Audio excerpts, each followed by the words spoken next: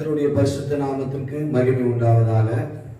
உங்கள் யாவரையும் ஆண்டவராகிய இயேசு கிறிஸ்துவின் இனிதான நாமத்தினாலே எங்களுடைய HMBC திருச்சபையின் சார்பாக உங்களை நாங்கள் வாழ்த்துகிறோம். கர்த்தர் உங்களை ஆசீர்வதிப்பாராக. இப்பொழுதும் ஆண்டவர் தாம் இந்த காத்திருப்பு கூட்டத்தை நமக்கு ஆசீர்வாதமாக தேவன் நடத்தி தரும்படிக்காக நாம் எல்லோரும் கண்களை மூடி நாம் ஜெபிப்போம். மகா இரக்கமும் கிருபையும் அன்பும் நிறைந்த பரிசுத்தமுள்ள பரலோக பிதாவே, ஆண்டவராகிய இயேசுவே, பரிசுத்த ஆவியானவரே, இந்த மனமகிழ்ச்சியான மாலை வேளைக்காக வந்து நாங்கள் நன்றி செலுத்துகிறோம். இந்த மாலை வேளையிலும் தகப்பனே, இந்த காத்திருப்பு கூட்டத்தை உமது கரத்திலே நாங்கள் ஒப்புக் கொடுக்கிறோம். இந்த கூட்டத்தை துவக்கம் முதல் முடிகிற வரைக்கும் ஆவியானவர் இதை பொறுப்பேற்று இதை நடத்துவீராக என்று நாங்கள் ஜெபிக்கிறோம். பாடுகிற பாடல்கள் நீர் ஆசீர்வதியும், தேவ செய்தி நீர் ஆசீர்வதியும். இந்த சத்தியத்தின் மூலமாக இப்படி உள்ளான மனுஷன் வல்லமையாய் பலப்படுவோம். இப்படி ஆவியாத்மா சரீரத்தை நாங்கள் சுத்திகரித்துக் கொள்ளவும் பரிசுத்தமாக்கிக் கொள்ளவும் நீர் எனக்கு கிருபை தருவீராக. நீர் அப்படி செய்யப்படுற தயவுக்காக உங்களுக்கு ஸ்தோத்திரம். இதை பார்க்கிற கேட்கிற ஒவ்வொரு பிள்ளைகளுக்கும் இந்த செய்தியானது ஆசீர்வாதமாக இருக்க கர்த்தர் கிருபை தாரும். இயேசுவின் மூலம் வேண்டிக் கொள்கிறோம் ஜீவனுள்ள நல்ல பிதாவே, ஆமென். கர்த்தருடைய நாமம் மகிமைப்படுவதாக. இந்த நாளிலும் காத்திருப்பு கூடுகையிலே தேவனை ஆராதிக்கும்படியாக கூடி வந்திருக்கிற உங்கள் ஒவ்வொருவரையும் ஆண்டவராகிய இயேசு கிறிஸ்துவின் ஈடான நாமத்திலே நான் வரவேற்கிறேன். இப்பொழுதும் தேவனை நாம் ஆராதிக்க போகிறோம். வேதத்தில் இப்படியாக வாசிக்கிறோம். யோவான் 3:16 தேவன் தம்முடைய ஒரே பேரான குமாரனை விசுவாசிக்கிறவன் எவனோ அவன் கெட்டு போகாமல் நித்திய ஜீவனை அடையும்படிக்கு அவரை தந்தருளி இவ்வளவாய் உலகத்தில் அன்பு கூர்ந்தார் என்று சொல்லி அவருடைய 2 கரங்களை இந்த சிலுவை மரத்துல பாத்தீங்கன்னா இந்த அளவிற்கு என்னுடைய ஜீவனை கொடுக்கும் அளவிற்கு நான் உன் மீது அன்பு வைத்திருக்கிறேன் என்று சொல்லி அன்புக்கு ஈடாக அன்று தேவன் நமக்காக மரித்து நமக்காக மறுபடியும் உயிர்த்தார். அவருடைய அன்பு மேலான ஒரு அன்பு. நிச்சயமாக இந்த நாள்ல தேவன் நம்மிடத்தில் எதிர்பார்ப்பதும் இந்த ஒரு காரியம்தான். என்னிடத்துல நீங்க எந்த அளவுக்கு அன்பு செலுத்துறீங்க? நான் உங்களுக்காக ஜீவனை கொடுத்தேனே, நான் உனக்காக மரித்தேனே, எனக்காக நீ என்ன செய்தாய் என்று கேட்கும்போது நம்ம என்ன சொல்லுவோம் என்பதுதான் இந்த நாள்ல நம்ம சிந்திக்க வேண்டும். எனவே என்னோட கூட சேர்ந்து இந்த பாடல் எல்லாருக்கும் தெரிந்த பாடல் தான். அன்பு கூறுவேன், இன்னும் அதிகமாய் உம்மை ஆராதிப்பேன், இன்னும் ஆர்வமாய் என்று சொல்லி, அப்பா உம்மை மாத்திரம், உம்மிடத்தில் மாத்திரம் நாங்கள் அன்பு செலுத்த, அதிகமான அன்பு உண்மையில் மாத்திரம் நாங்கள் செலுத்த இந்த நாளை ஒப்பு கொடுக்கிறோம் என்று சொல்லி ஒப்பு கொடுத்தவர்களா என்னோடு கூட சேர்ந்து இந்த பாடலை பாடுவீங்களா?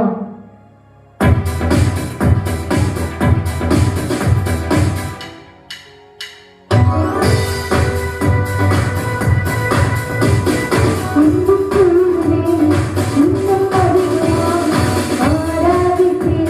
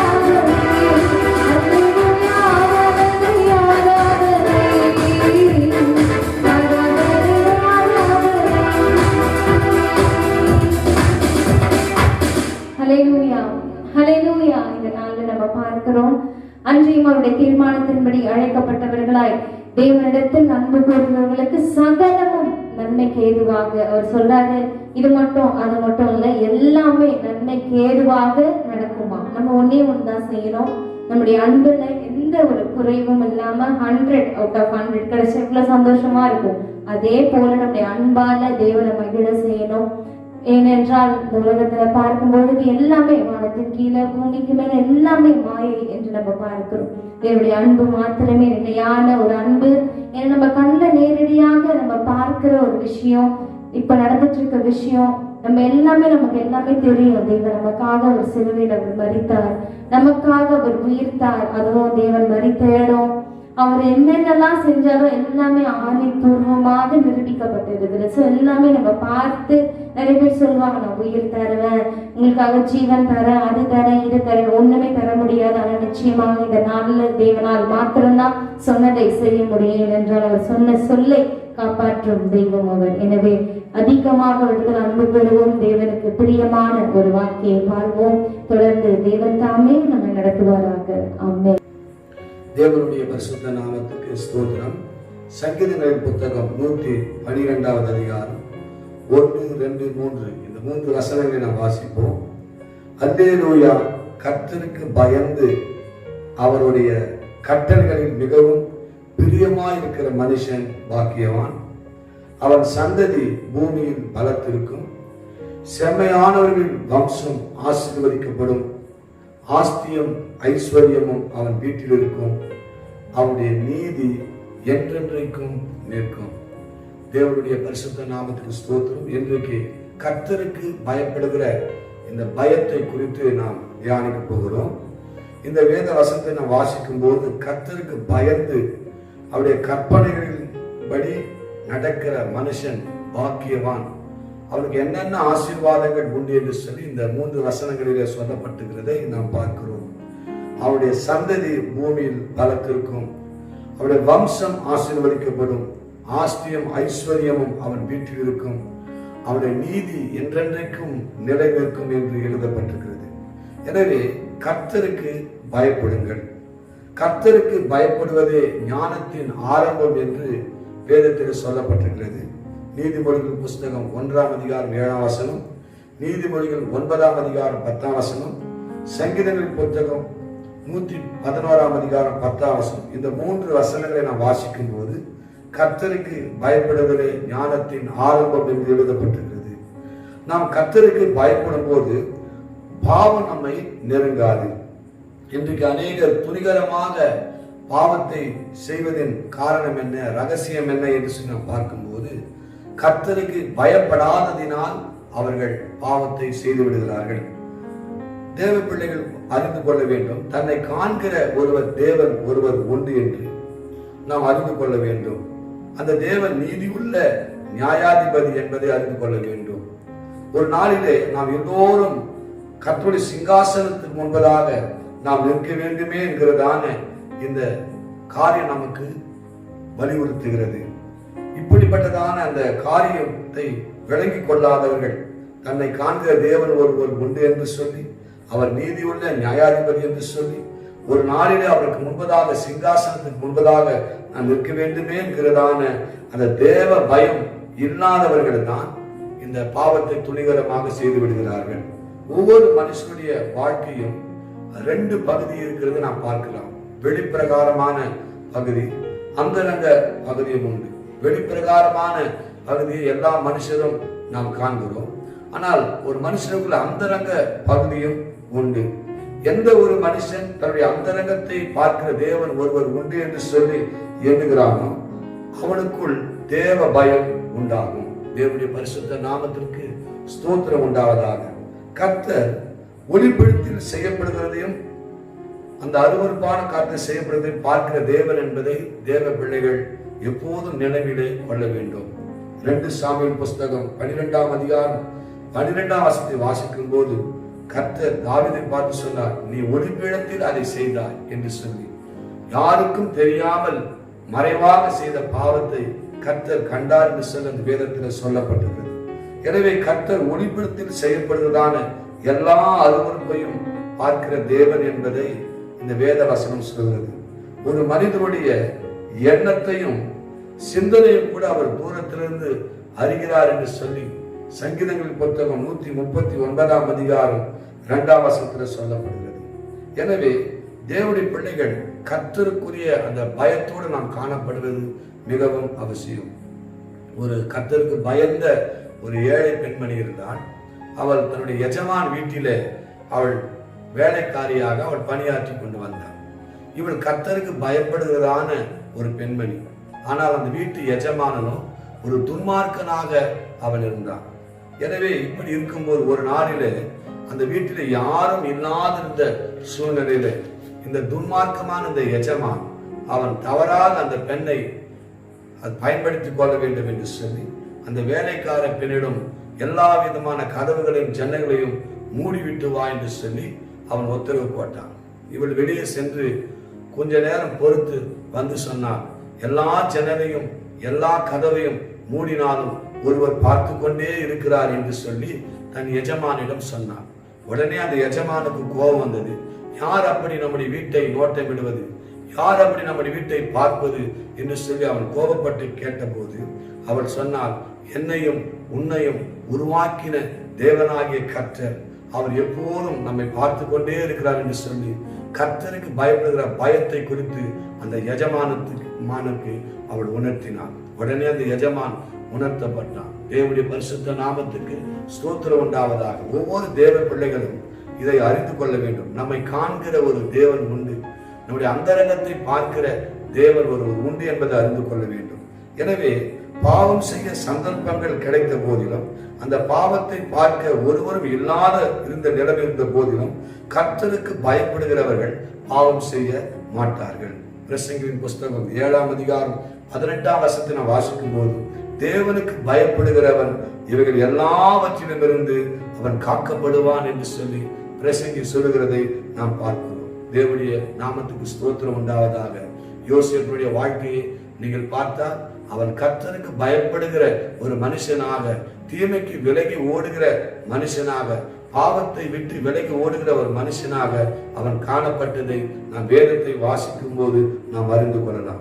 ஆதியாகமம் புஸ்தகம் 39ஆம் அதிகாரம் 9ஆம் வசனத்தில் அவன் சொல்லுகிறான், நான் இத்தனை பெரிய பொல்லாப்புக்கு உடன்பட்டு தேவனுக்கு விரோதமாக பாவம் செய்வது எப்படி என்று சொல்லி அவன் அந்த இடத்தை விட்டு விலகி ஓடுகிறதை நாம் பார்க்கிறோம். தேவனுடைய பரிசுத்த நாமத்திற்கு மகிமை உண்டாவதாக. எனவே கர்த்தருக்கு பயப்படுகிறவர்கள் அந்த பாவ சூழ்நிலைகள் இருந்த போதிலும், பாவ சந்தர்ப்பங்கள் வந்த போதிலும், யார் தேவனுக்கு பயப்படுகிறார்களோ அவர்கள் அந்த பாவத்தை செய்யாதபடிக்கு தன்னை காத்துக்கொள்ள முடியும் என்பதை இந்த வேத பகுதியின் மூலமாக நாம் அறிந்து கொள்கிறோம். கர்த்தருக்கு பயப்படுதலை அதாவது 2 வகையாக பிரிக்கலாம். பயப்படுதலை ஒன்று மனுஷனுக்கு பயப்படுகிறதான பயம். வேதம் சொல்கிறது மனுஷனுக்கு பயப்படுகிற பயம் கண்ணியை வருவிக்கும் என்று சொல்லி. 2வது கர்த்தருக்கு பயப்படுகிற பயம். அந்த பயத்தை 2 வகையாக பிரிக்கிறார். ஒன்று மனுஷனுக்கு பயப்படுகிற பயம், 2வது கர்த்தருக்கு பயப்படுகிற பயம். முதலாவது பயம் எங்கே உண்டானது என்று சொன்னால் ஏதேன் தோட்டத்திலே அந்த முதலாவது பயம் உண்டானது. ஆதியாகமம் புஸ்தகம் 3ஆம் அதிகாரம் 10ஆம் வசனத்தை நாம் வாசிக்கும் போது மனுஷன் பாவம் செய்து விளக்கப்பட்ட கனியை அவன் புசித்ததினால் அவன் பயந்து விருட்சங்களுக்குள்ளே ஓடி போய் ஒளிந்து கொண்டான் என்று வேதம் சொல்கிறது. கர்த்தருடைய கட்டளைக்கு கீழ்ப்படியாமல் அதை மீறி தேவனால் விளக்கப்பட்ட அந்த கனியை அவன் புசித்த போது, அவன் பாவம் செய்த போது அவனுக்குள்ளே ஒரு பயம் உண்டானது. எனவே பாவமே பயத்துக்கு மூல காரணமாக இருக்கிறது என்பதை நாம் அறிந்து கொள்ள வேண்டும். அது முதல் என்றைக்கு அந்த பாவம் செய்து அவன் பயந்தானோ அது முதல் வியாதியை பற்றியதான பயம் வந்தது, சாத்தானை பற்றியதான பயம் வந்தது, மரணத்தை பற்றியதான பயம் வந்தது, எதிர்காலத்தை பற்றியதான பயம் வந்தது. இப்படி ஏராளமான பயங்கள் மனுஷனை பிடித்து கொண்டது. தேவனுடைய பரிசுத்த நாமத்துக்கு ஸ்தோத்திரம். ஆனால் ஒரு மனுஷனுடைய பாவம் கழுவப்படும் போது இயேசு கிறிஸ்துவின் ரத்தத்தினாலே அந்த மனுஷனுடைய பாவத்தை சுத்திகரிக்கப்படும் போது அவனுடைய மனசாட்சி சுத்தமாகிறது. நம்முடைய மனசாட்சி செத்த கிரியைகளால் சுத்திகரிப்பது எவ்வளவு நிச்சயம். ஒரு மனுஷனுடைய மனசாட்சியை கழுவி சுத்திகரிப்பது இயேசு கிறிஸ்துவுடைய விலையேற பெற்ற ரத்தம்.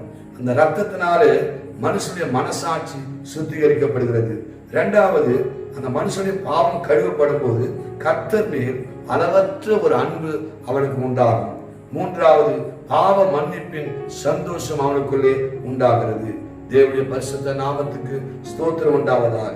1 யோவானின் புஸ்தகத்தை 4ஆம் அதிகாரம் 18ஆம் வசனம் வாசிக்கும் போது, அன்பிலே பயம் இல்லை, பயமானது வேதனை உள்ளது, பூரண அன்பு பயத்தை புறமே தள்ளும் என்று எழுதப்பட்டிருக்கிறது. பூரண அன்பு பயத்தை புறமே தள்ளும். எனவே நீங்கள் பயப்பட வேண்டுமானால் கர்த்தர் ஒருவருக்கே பயப்படுங்கள், அவர் ஒருவருக்கே பயந்து நடங்கள். கர்த்தருக்கு பயந்து பாவத்தையும் அக்கிரமத்தையும் நாம் வெறுத்து தள்ள வேண்டும். நீதிமொழியின் புஸ்தகம் 8ஆம் அதிகாரம் 13ஆம் வசனத்தை நாம் வாசிக்கும் போது, தீமையை வெறுப்பதே கர்த்தருக்கு பயப்படுகிற பயம் என்று எழுதப்பட்டிருக்கிறது.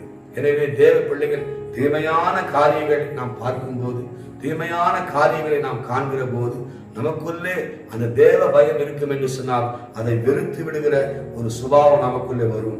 தீமையை வெறுப்பதுதான் கர்த்தருக்கு பயப்படுகிற பயம் என்று எழுதப்பட்டிருக்கிறது.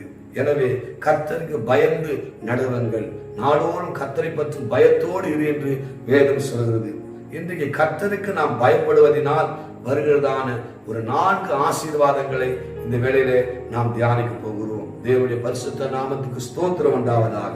முதலாவது, கர்த்தருக்கு பயப்படும் போது அது ஞானத்தை நமக்கு கொடுக்கிறது. ஞானத்தின் ஆரம்பமே எங்கே என்று சொன்னால், கர்த்தருக்கு பயப்படும் போது ஞானத்தின் ஆரம்பம் நமக்கு உண்டாகிறது.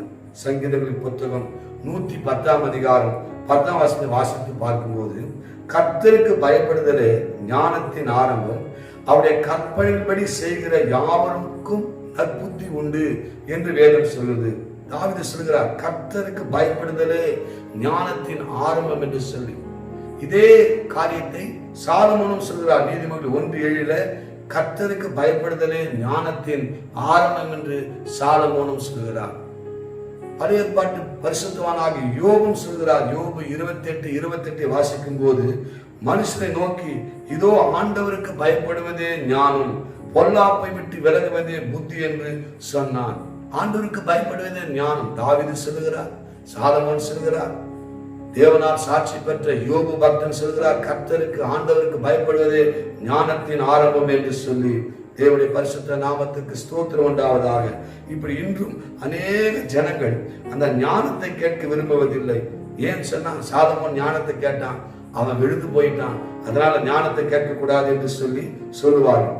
சாலமோன் ஞானத்தினாலே விழவில்லை. நாம் வேதத்தை நாம் வாசித்து கருத்தாய் வாசிக்கும் போது, நெகேமியா 13ஆம் அதிகாரம் 26ஆம் வசனத்தை வாசிக்கும் போது, அந்நிய ஸ்திரீகள் சிநேகத்தினால் அவன் பாவம் செய்தான், அவன் விழுந்து போனான் என்று சொல்லப்படுகிறது. நாம் பரிசுத்த வாழ்க்கை வாழவும், நம்முடைய ஓட்டத்தை வெற்றியோடு ஓடி முடிக்கவும் கர்த்தர் தருகிற ஞானம் மிகவும் அவசியம் என்பதை அறிந்து கொள்ள வேண்டும். எனவே ஆண்டவர் சமூகத்தில் கிடைக்கிற அந்த ஞானத்தை நாம் பெற்றுக்கொள்ள வேண்டும். கர்த்தர் ஞானத்தை தருகிறார். யாக்கோபு 1:5 நாம் வாசிக்கும் போது அந்த வேதம் சொல்வது, நம் ஞானத்தில் குறைவுமா இருந்தால் யாவருக்கும் சம்பூர்ணமாய் கொடுக்கிறவரும் ஒருவரையும் கடிந்து கொள்ளாதவருமாகிய தேவனிடத்தில் கேட்க கடவுள் என்று சொல்லப்பட்டுகிறது. எனவே தேவ பிள்ளைகள், ஆண்டவர் கொடுக்கிற அந்த ஞானத்தை நாம் பெற்றுக்கொள்ள வேண்டும். லூக்கா 5ஆம் அதிகாரம், லூக்கா 2ஆம் அதிகாரம் 52 நாம் வாசிக்கும் போது, இயேசுவானவர் ஞானத்திலும் வளர்த்தியிலும் தேவ கிருபையிலும் மனுஷனுடைய தயவிலும் அதிகமாய் அவர் விருத்தி அடைந்தார் என்று எழுதப்பட்டிருக்கிறது. இயேசுவே தேவனுடைய ஞானத்தினாலே நிரப்பப்பட்டிருந்தார். எனவே தேவ பிள்ளைகளே, நாம் கர்த்தருக்கு பயந்து நடக்கும் போது முதலாவது நமக்கு கொடுக்கிற ஆசீர்வாதம் தேவனுடைய ஞானம். கொலோசியர் 2:3 நீங்கள் வாசித்து பாருங்கள். அவருக்குள், இயேசுவுக்குள் ஞானம், அறிவு என்பவர்களாக பொக்கிஷங்கள் எல்லாம் அடங்கி இருக்கிறது என்று எழுதப்பட்டிருக்கிறது. யாரெல்லாம் தேவனுக்கு பயந்து நடக்கிறார்களோ அவருக்கு தேவன் கொடுக்கிற முதலாவது ஆசீர்வாதம் தேவனுடைய ஞானம். அந்த ஞானத்தை நாம் பெற்றுக்கொள்ள வேண்டும். இரண்டாவதாக, கர்த்தருக்கு நாம் பயப்படும் போது இன்னொரு ஆசீர்வாதம் நமக்கு உண்டாகிறது. அது தீமைக்கு நம்மை விலக்கி காத்துக் கொள்ளும். கர்த்தருடைய பரிசுத்த நாமத்துக்கு ஸ்தோத்திரம் உண்டாவதாக. என்னாகும் புஸ்தகம் 12ஆம் அதிகாரம் 8ஆம் வசனத்தை வாசித்து பாருங்கள். ஆண்டவர் சொல்கிறார், இப்படி இருக்க நீங்கள் என் தாசனாகிய மோசேக்கு விரோதமாக பேசுவதற்கு உங்களுக்கு பயம் இல்லாமல் போனது என்ன? ஆரோனை பார்த்து மிரியாமை பார்த்து ஆண்டவர் பேசுகிறார், இப்படி இருக்க நீங்கள் என் தாசனாகிய மோசேக்கு விரோதமாக பேசவங்களுக்கு பயம் இல்லாமல் போனது என்ன? கர்த்தருடைய ஊழியக்காரர்களை நாம் நேசிக்கும் போதும், அவர்கள் மீது நாம் அன்பு செலுத்தும் போதும், ஊழியக்காரர்களை நாம் உபசரிக்கும் போதும் நமக்கு அநேக ஆசீர்வாதங்கள் கொண்டு வரும். தேவ பிள்ளைகள் இதை அறிந்து கொள்ள வேண்டும். நம்மை நடத்துகிற, நமக்கு நம்முடைய ஆத்மாவுக்கு உத்தரவாதம் பண்ணுகிற, பரலோக பாதையில நம்மை நடத்தி கொண்டு போகிறதான ஊழியக்காரர்களை நாம் நேசிப்பது, அவர்கள் மீது அன்பு செலுத்தும் போது, அவர்களை நாம் உபசரிக்கும் போது அது அநேக ஆசீர்வாதத்தை நம்முடைய வாழ்க்கையில கொண்டு வரும். அதே நேரத்தில் ஊழியக்காரருக்கு விரோதமாக பேசுவதும் எழுதுவதும் நம்முடைய வாழ்க்கையில கோபாக்கினையும் சாபத்தையும் கொண்டு வரும். இங்கே பாருங்கள், இந்த என்னாகும் புஸ்தகத்தை நான் வாசிக்கும் போது 12ஆம் அதிகாரத்தில் மோசேக்கு விரோதமாக பேசுகிறார்கள் மிரியாமும் ஆரோனும். ஆண்டவர் அவர்கள் பேச்சு கேட்டு தேவன் கோபப்பட்டார். என்ன நடந்தது? என்னாகும் 12ஆம் அதிகாரம் 14 வாசிக்கும் போது தேவன் சொல்கிறார், அவள் தகப்பனுடைய முகத்தில் காரி துப்புதல் உண்டானால் அவள் 7 நாட்கள் வரைக்கும் அவள் வெட்கப்பட வேண்டும் என்று சொல்லி அந்த மிரியாமை அந்த இஸ்ரவேலர்களுடைய பாளையத்திலிருந்து புறம்பாக்கி போட்டார்கள். பாளையத்துக்கு புறம்பாக்கப்பட்டு அவள் 7 நாள் தனியாக அவள் வசித்தார். அதன் பிறகு மோசேயுடைய ஜெபத்தின் மூலமாக ஆண்டவர் இறங்கி அந்த குஷ்டரோகத்தை நீக்கி மறுபடியும் அவள் பாளையத்துக்குள்ள சேர்க்கப்பட்டதாக வேதத்தில் நாம் வாசிக்கிறோம். தேவனுடைய பரிசுத்த நாமத்துக்கு ஸ்தோத்திரம். எனவே ஊழியக்காரர்களை குறித்து நாம் பேசுவதும் எழுதுவதும் முறுமுறுப்பதும் நம்முடைய வாழ்க்கையில அது சாபத்தையும் நஷ்டத்தையும் கொண்டு வரும் என்பதை தேவ பிள்ளைகள் அறிந்து கொள்ள வேண்டும். தேவனுக்கு பயந்து நடக்கும் போது தீமைக்கு அது நம்மை விலக்கி காத்துக் கொள்ளும். ரோமர் 8ஆம் அதிகாரம் 33ஆம் வசனம் சொல்கிறது, தேவன் தெரிந்து கொண்டவர்கள் மேல் குற்றம் சாட்டுகிறவன் யார்? தேவனே அவர்களை நீதிமானாக்கினார் என்று எழுதப்பட்டிருக்கிறது. தேவன் தான் ஊழியக்காரர்களை தெரிந்து கொண்டார். அந்த ஊழியக்காரர்களை நாம் குற்றம் சுமத்தக்கூடாது. அவர் தான் அவர்களை நீதிமானாக்கி இருக்கிறார். ஒருவேளை ஊழியக்காரர்கள் நமக்கு விரோதமாக நடக்கும்போது, பேசும்போது, தவறு செய்யும் போது அவர்களுக்காக ஜெபிக்க வேண்டுமே தவிர நம் ஊழியக்காரர்கள் முறுமுறுத்து பேசக்கூடாது, எதிர்த்து பேசக்கூடாது. அது நம்முடைய வாழ்க்கையில அது ஆசீர்வாதத்தை அல்ல, சாபத்தையும் தேவனுடைய தண்டனையும் கொண்டு வரும். எனவே கர்த்தருக்கு பயந்து நாம் நடக்கும்போது தீமைக்கு அது நம்மை விலக்கி காத்துக் கொள்ளும். முதலாவது ஞானத்தை அது கொடுக்கும். 2வது தீமைக்கு அது விலக்கி நம்மை காத்துக் கொள்ளும். 3வது நாம் கர்த்தருக்கு பயந்து நடக்கும்போது நம்முடைய ஆயுசு நாட்களை அது பெருக பண்ணும். நீதிமொழிகள் புஸ்தகம் 10ஆம் அதிகாரம் 27ஆம் வசனத்தை நீங்க வாசிக்கும் போது கர்த்தருக்கு பயப்படுதலே ஆயுசு நாட்களை பெருக பண்ணும் என்று எழுதப்பட்டிருக்கிறது. நம்முடைய ஆயுசு நாட்கள் பெருகி இருக்க வேண்டும் என்று சொன்னால் வேதம் சொல்கிற காரியம் என்ன? கர்த்தருக்கு பயந்து நடக்கும் போது நம்முடைய ஆயுசு நாட்களை அது பெருக பண்ணும். இன்றைக்கு உலகத்தார் நீண்ட நாட்கள் வாழ வேண்டும் என்று பல ஏராளமான பணத்தை செலவிடுகிறார்கள்.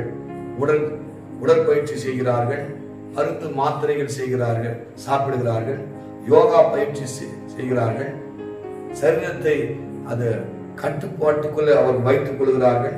இதெல்லாம் செய்கிறார்கள், எல்லாம் நல்லதுதான். ஆனால் வேதம் என்ன சொல்கிறது என்று சொன்னால் கர்த்தருக்கு பயப்படுதல் ஆயுசு நாட்களை நீடிக்க செய்யும்.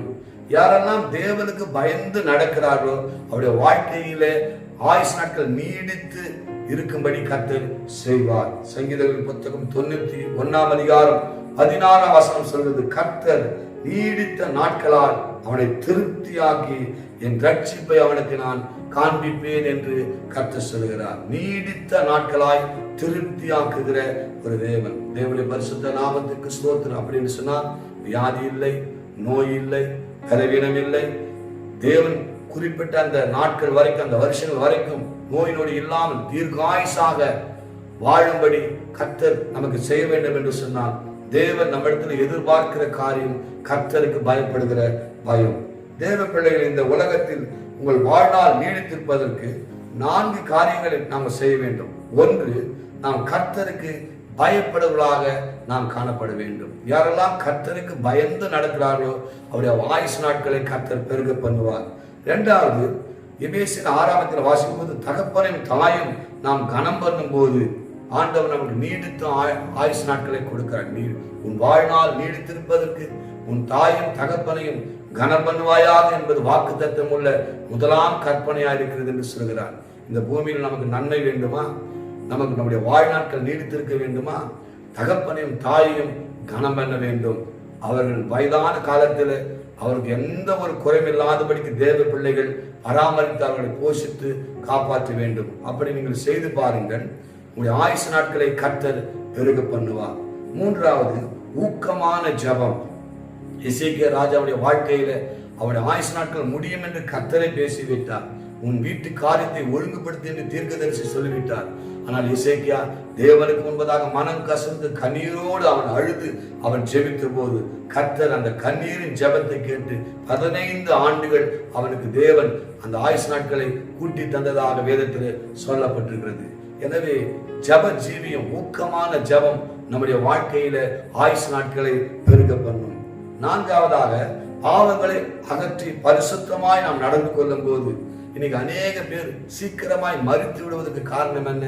பாவமான காரியங்கள், அந்தரங்க பாவங்கள், சரீரத்தை தீட்டுப்படுத்திக் கொள்வது. இந்த பாவம் ஆயுசு நாட்களை அது குறைத்து விடுகிறது. தேவனுடைய பரிசுத்த நாமத்திற்கு ஸ்தோத்திரம் உண்டாவதாக. எனவே ஆயுசு நாட்கள் இருக்க வேண்டும் என்று சொன்னால் கர்த்தருக்கு பயப்படுகிற பயம் இருக்க வேண்டும். இரண்டாவது, தாயும் தகப்பனையும் நாம் கனம் பண்ண வேண்டும். மூன்றாவது, ஊக்கமான ஜெபத்தை நாம் செய்ய வேண்டும். நான்காவது, பாவங்களை அகற்றி பரிசுத்தமாய் நாம் வாழ வேண்டும். இந்த காரியங்களை நாம் செய்யும் போது நம்முடைய ஆயுசு நாட்கள் பெருக பண்ணுவார். எனவே கர்த்தருக்கு நாம் பயந்து நடக்கும் போது முதலாவது ஆசீர்வாதம் ஞானத்தை தேவன் கொடுக்கிறார். இரண்டாவது, எல்லா தீமைக்கும் நம்மை விலக்கி காக்கிறார். மூன்றாவது, நம்முடைய ஆயுசு நாட்களை கர்த்தர் பெருக பண்ணுகிறார். நான்காவதாக, நாம் கர்த்தருக்கு பயந்து நாம் நடக்கும்போது ஆசீர்வாதத்தை அது கொண்டு வருகிறது. சங்கீதங்களின் புத்தகம் 115 அதிகாரம் 13 வசனத்தை வாசிக்கும் போது கர்த்தருக்கு பயப்படுகிற பெரியோரையும் சிறியோரையும் அவர் ஆசீர்வதிப்பார். தேவனுடைய பரிசுத்த நாமத்துக்கு ஸ்தோத்திரம். தேவ பிள்ளைகளே, தேவனுடைய ஆசீர்வாதம் உங்களுக்கு வேண்டுமா? தேவன் நம்ம இடத்துல எதிர்பார்க்கிற காரியம் என்ன? கர்த்தருக்கு பயப்படுகிற பெரியோரையும் அவர் ஆசீர்வதிக்கிறார், சிறியோரையும் அவர் ஆசீர்வதிக்கிறார். சின்ன வயதிலிருந்தே நாம் கர்த்தருக்கு பயந்து நடக்கிற பிள்ளைகளாக நாம் காணப்பட வேண்டும். நீங்க சின்ன பிள்ளைகளா இருக்கலாம், உங்களுக்கு ஆசீர்வாதம் வேண்டுமா? நீங்கள் கர்த்தருக்கு பயந்து நடப்பது உண்மை என்று சொன்னால் கர்த்தர் உங்களை ஆசீர்வதிப்பார். ஆகாபின் ராஜாவின் அரண்மனையில் உபதியா என்கிறதான ஒரு மனுஷன் இருந்தான். அவன் சொல்கிறான், எலியாவை பார்த்து, நான் சிறு வயது முதல் ஆண்டவருக்கு பயந்து நடக்கிறவன் என்பது என் எஜமானாய் ஆண்டவனே உங்களுக்கு தெரியாதா என்று சொல்கிறான். அப்படின்னு சொன்னால் அந்த உபதியாங்கிறதான அந்த மனுஷன் அரண்மனையில் வேலை செய்கிறவன் சின்ன வயதிலிருந்து கர்த்தருக்கு பயந்து நடக்கிற ஒரு மனுஷனா இருந்தபடினால்தான் அந்த அரண்மனையில தேவன் வைத்ததும் அல்லாமல் அவன் மூலமாக ஒரு 100 தீர்க்கதரிசிகளை தேவன் பராமரிக்கும்படி அவனை பயன்படுத்தினதாக நாம் வேதத்தில் வாசிக்கிறோம். எனவே தேவ பிள்ளையே, நீ கர்த்தருக்கு பயந்து நடக்கிறாயா? நீ கர்த்தருக்கு பயந்து நடப்பதை உண்மை என்று சொன்னால் தேவனுடைய ஆசீர்வாதம் உன்னை நோக்கி கடந்து வரும். கர்த்தருடைய பரிசுத்த நாமத்துக்கு ஸ்தோத்திரம். நம்மை ஆசீர்வதிப்பது கர்த்தருடைய இனிமையான ஒரு சுபாவம். ஆண்டுடைய சுபாவமே நம்மை ஆசீர்வதிப்பது. ஆதியாகமம் புத்தகம் 1 அதிகாரம் 28 வசனத்தை வாசிக்கும் போது அங்கே பார்க்கும் ஆதாமை ஏவாளை கர்த்தர் ஆசீர்வதித்து அவர்களை தேவன் பலுகும்படி செய்தார். நீங்க பலுகி பெருகுங்கள் என்று சொல்லி தேவன் அவர்களை ஆசீர்வதிக்கிறதை நாம் பார்க்கிறோம்.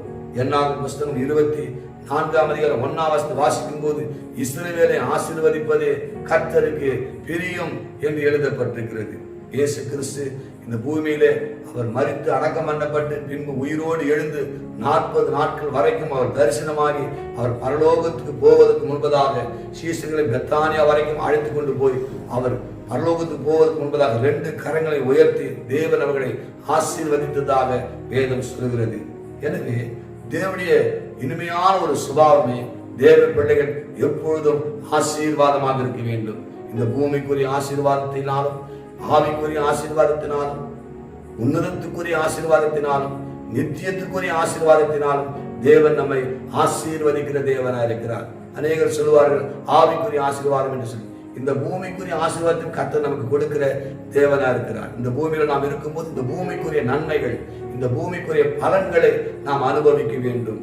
ஆபிரகாமுடைய வாழ்க்கையை பார்க்கும்போது ஆதியாகமம் புத்தகம் 24 அதிகாரம் 1 வசனத்தை வாசிப்பது கர்த்தர் ஆபிரகாமை சகல காரியத்திலும் அவனை ஆசீர்வதித்தார் என்று எழுதப்பட்டிருக்கிறது. ஆதியாகமம் 24ஆம் அதிகாரம் 35ஆம் வசனத்தை வாசிக்கும் போது ஆபிரகாம் வெள்ளியும் பொன்னும் உடையவனாக இருந்தான். ஆடு மாடு எருதுகள் உடையவனாக இருந்தான். வேலைக்காரர்கள் இருந்தால் சீமானா இருந்தான் என்று எழுதப்பட்டிருக்கிறது. எனவே ஆபிரகாமுக்கு உண்டான எல்லா ஆசீர்வாதமும் இயேசு கிறிஸ்துவை நாம் விசுவாசிப்பதன் மூலமாக நமக்கு உண்டு என்று சொல்லி கலாத்தியர் 3ஆம் அதிகாரத்தில் நாம் வாசிக்கிறோம். எனவே தேவனுடைய பிள்ளைகளே, கர்த்தருக்கு பயந்து நடக்கும் போது தேவனுடைய ஆசீர்வாதத்தை கர்த்தர் நமக்கு கொடுக்கிறார். கர்த்தர் நம்மை ஆசீர்வதிக்க வேண்டும் என்று சொன்னால் ஆண்டவர் நமக்கு எதிர்பார்க்கிற காரியம் கர்த்தருக்கு பயந்து நாம் நடக்க வேண்டும். வேதத்தில் முதல் முறையாக தேவனுக்கு பயப்படுகிறவன் என்கிறதான அந்த வார்த்தை ஆபிரகாமை குறித்து சொல்லப்பட்டிருக்கிறதை நாம் பார்க்கலாம். ஆதியாகமம் 22ஆம் அதிகாரம் 12ஆம் வசனத்தை வாசிக்கும் போது நீ கர்த்தருக்கு பயப்படுகிறவன் என்று அறிந்திருக்கிறேன் என்று கர்த்தர் சாட்சி கொடுக்கிறார். இந்த ஆதியாகமம் 22ஆம் அதிகாரத்தை வாசிக்கும் போது ஒரே பேரான குமாரனாகிய ஈசாக்கை பலி செலுத்தும்படி கர்த்தர் சொல்கிறார்.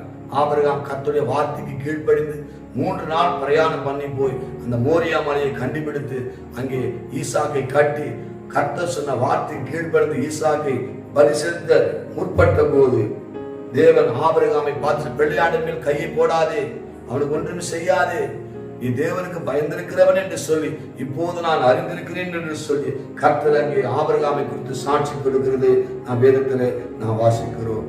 ஆதியாகமம் 22ஆம் அதிகாரம் 18ஆம் வசனத்தில் ஆண்டவர் சொன்னார், நீ என் சொல்லுக்கு கீழ்ப்படிந்தபடினால் உன் சந்ததிக்குள் பூமியில் உள்ள சகல ஜாதிகளும் ஆசீர்வதிக்கப்படும் என்று சொல்லி என் பேரில் ஆணையிட்டேன் என்று கர்த்தர் சொல்லுகிறதை நாம் பார்க்கிறோம். தேவ பிள்ளைகளே, ஆபிரகாம் கர்த்தருக்கு பயந்து நடந்தான். அவருடைய சொல்லுக்கு கீழ்ப்படிந்து நடந்தபடினாலே கர்த்தர் அவனை ஆசீர்வதித்ததை நாம் பார்க்கிறோம். தேவனுடைய நாமத்துக்கு ஸ்தோத்திரம் உண்டாவதாக. எனவே தேவனுக்கு பயந்து நாம் நடக்கும்போது நம்முடைய வாழ்க்கையில ஏராளமான ஆசீர்வாதங்களை அது கொண்டு வருகிறது என்பதை தேவ பிள்ளைகள் விளங்கிக் கொள்ளுங்கள். சங்கீதங்கள் புத்தகம் 34ஆம் அதிகாரம் 9ஆம் வசனம் சொல்கிறது, கர்த்தருடைய பரிசுத்தவான்களே அவருக்கு பயந்திருங்கள், அவருக்கு பயந்தவர்களுக்கு ஒரு குறைவும் இல்லை. அவருக்கு பயந்தவர்களுக்கு ஒரு குறைவும் இல்லை. இந்த நாட்களில் வேலை இல்லாமல், வருமானம் இல்லாமல், தொழில் முடக்கப்பட்டு, வேலையெல்லாம் முடக்கப்பட்டு என்ன செய்வேன் ஏது செய்வேன் என்று சொல்லி கலங்கி தவிக்கிற தேவ பிள்ளையே, உனக்கு ஒரு குறைவும் இருக்காது. தேவனுக்கு பயந்து நடப்பது உண்மை என்று சொன்னால் உனக்கு ஒரு குறைவும் இருக்காது என்று சொல்லி வேதம் சொல்கிறது. சங்கீதங்களின் புத்தகம் 103ஆம் அதிகாரம் 11ஆம் வசனத்தை வாசித்து பாருங்கள். பூமிக்கு வானம் எவ்வளவு உயரமா இருக்கிறதோ அவருக்கு பயந்தவர்கள் அவருடைய கிருபையும் அவ்வளவு பெரிதா இருக்கும் என்று எழுதப்பட்டிருக்கிறது. தேவனுடைய கிருபை யாருக்கு உண்டு என்று சொன்னால் கர்த்தருக்கு பயந்து நடக்கிறவர்களுக்கு. எனவே இந்த மாலை வேளையில கர்த்தருக்கு பயந்து நடக்கும் போது தேவன் கொடுக்கிற அந்த ஆசீர்வாதங்கள் உண்டு. அது ஞானத்தின் ஆரம்பம். கர்த்தருக்கு பயப்படுவது ஞானத்தின் ஆரம்பத்தை கர்த்தர் கொடுக்கிறார். இரண்டாவது, எல்லா தீமைக்கும் அது விலக்கி நம்மை காத்துக்கொள்ளும். நீ கர்த்தருக்கு பயந்து நடப்ப என்று சொன்னால் நீ தீமை செய்ய மாட்ட, நீ பாவம் செய்ய மாட்ட. அந்த கர்த்தருக்கு பயப்படுகிற பயம் அந்த தீமைக்கு உன்னை விலக்கி காத்துக்கொள்ளும். மூன்றாவது, உன்னுடைய ஆயுசு நாட்களை அது பெருக பண்ணும். நீடித்த நாட்கள் அந்த பூமியிலே நீ இருப்பாய். அற்ப ஆயுசுல போய்விடக்கூடாது. தேவன் நியமித்திருக்கிற அந்த காலம் வரைக்கும் இந்த பூமியிலே நான் வாழ்ந்து தேவனுடைய சித்தத்தை பரிபூர்ணமாக செய்து அதை முடிக்க வேண்டும். அதற்கு நீடித்த ஆயுசு நாட்கள் நமக்கு தேவை. அதை கர்த்தர் நமக்கு கொடுக்கிறார். நான்காவது, ஆசீர்வாதத்தை அந்த கர்த்தருக்கு பயப்படுகிற பயம் கொண்டு வரும். எனவே தேவ பிள்ளைகள் கர்த்தருக்கு பயந்து நடக்க அழுகுங்கள். கர்த்தருக்கு எப்போதும் பயந்திருங்கள். அப்படி பயந்திருக்கும் போது ஞானத்தை கர்த்தர் கொடுக்கிறார், தீமைக்கு விலக்கி காத்துக் கொள்கிறார், ஆயுசு நாட்களை பெருக பண்ணுகிறார், ஆசீர்வாதத்தை பரிபூர்ணமாக கொடுக்கிறார். இந்த சத்தியத்தின்படி கர்த்தர் உங்களை ஆசீர்வதிப்பாராக. நாம் எல்லோரும் கண்களை மூடி நாம் ஜெபிப்போம். மகா இரக்கமும் கிருபையும் அன்பும் நிறைந்த பரிசுத்தம் உள்ள பரலோக பிதாவே, ஆண்டவராகிய இயேசு கிறிஸ்துவின் நாமத்தினாலே இந்த வேளையில் நாங்கள் ஜெபிக்கிறோம். நாங்கள் கர்த்தருக்கு பயந்து நடக்கும் போது என்னென்ன ஆசீர்வாதங்கள் எங்களுக்கு உண்டு என்று சொல்லி இந்த நாளிலே எங்களோடு கூட பேசினீரே, அதற்காக உமக்கு ஸ்தோத்திரம் அப்பா. ஆண்டவரே, எங்கள் சபையில் இருக்கிற எல்லா தேவ பிள்ளைகளும் இந்த சத்தியத்தை கேட்ட எல்லா ஜனங்களும் ஆண்டவரே எப்போதும் கர்த்தருக்கு பயந்து நடக்கிற பிள்ளைகளாக நீர் மாற்றுவீராக. ஆண்டவரே ஸ்தோத்திரங்கத்தாவே, கர்த்தருக்கு பயந்து நடக்கும் போது அது ஞானத்தின் ஆரம்பமாக இருக்கிறது. கர்த்தருக்கு பயந்து நடக்கும் போது அது எல்லா தீமைக்கு விலக்கி என்னை காத்துக் கொள்கிறது. கர்த்தருக்கு பயந்து நடக்கும் போது அது ஆயுசு நாட்களை பெருக பண்ணுகிறது. கர்த்தருக்கு பயந்து நடக்கும்போது அது ஆசீர்வாதத்தை கொண்டு வருகிறது என்று சொன்னீரே. இந்த ஆசீர்வாதங்கள் எல்லாம் ஆண்டவர் பெற்றுக்கொள்ள கர்த்தர் கிருபை தருவீராக. எப்படி ஆண்டவரே யோபு கர்த்தருக்கு பயந்து நடந்தான், ஆண்டவரே தாவீது கர்த்தருக்கு பயந்து நடந்தான், யோசேப்பு கர்த்தருக்கு பயந்து நடந்தான், ஆபிரகாம் கர்த்தருக்கு பயந்து நடந்தான். அவள் எல்லாம் எப்படி நீர் ஆசீர்வதித்தீர்கள் வேதத்துல பார்க்கிறோம் அப்பா. அப்படிப்பட்ட ஆசீர்வாதங்களை ஆண்டவர் இந்த நாள் உமக்கு பயப்படுகிற ஒவ்வொரு பிள்ளைகளுக்கும் நீர் கொடுத்து உமது நாமத்தை நீர் மகிமைப்படுத்தும். அப்படி நீ செய்யப்படுற தயவுக்காக உமக்கு நாங்கள் நன்றி செலுத்துகிறோம். ஆசீர்வதியும் பலப்படுத்தும் பெரிய காரியங்களை செய்யும் மீட்பும் ரட்சகரமாகிய இயேசு கிறிஸ்துவின் மூலம் வேண்டிக் கொள்கிறோம் ஜீவனுள்ள நல்ல பிதாவே, ஆமென். எல்லாம் சேர்ந்து சொல்லுவோம். என் ஆத்துமாவே கர்த்தரை ஸ்தோத்திரி, என் முழு உள்ளமே அவருடைய பரிசுத்த நாமத்தை ஸ்தோத்திரி. என் ஆத்துமாவே கர்த்தரை ஸ்தோத்திரி, அவர் செய்த சகல உபகாரங்களையும் மறவாதே. நம்முடைய கர்த்தராகிய இயேசு கிறிஸ்துவின் கிருபையும் பிதாவாகிய தேவனுடைய அன்பும் பரிசுத்த ஆவியுடைய அந்யோன்ய ஐக்கியமும் என்றும் என்றும் சதா காலங்களிலும் நம் அனைவரோடு கூட இருப்பதாக. ஆமென். கர்த்தர் உங்களை ஆசீர்வதிப்பாராக. எப்போதும் கர்த்தருக்கு பயந்து நடவுங்கள். தேவாசீர்வாதத்தை பெற்றுக் கொள்ளுங்கள்.